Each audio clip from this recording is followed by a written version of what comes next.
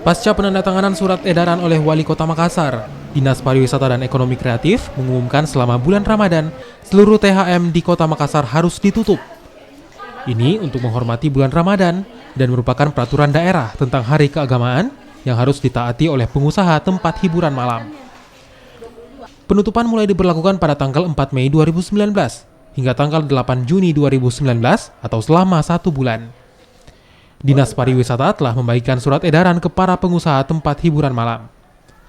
Sanksi tegas akan diberikan jika para pengusaha nekat membuka tempat hiburan malam mereka, mulai dari teguran ringan hingga yang terberat yaitu pencabutan izin usaha.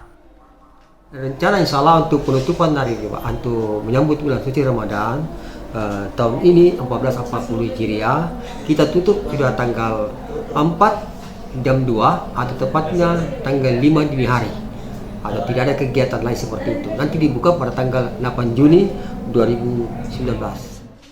Untuk mengantisipasi pengusaha nakal, Dinas Pariwisata telah bersinergi dengan aparat kepolisian, Satpol PP, dan Asosiasi Usaha Tempat Hiburan Malam Kota Makassar untuk melakukan pengawasan ketat selama bulan Ramadan.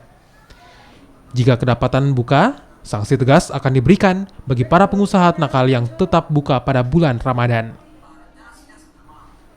Nila Rustam, Kompas TV Makassar, Sulawesi Selatan.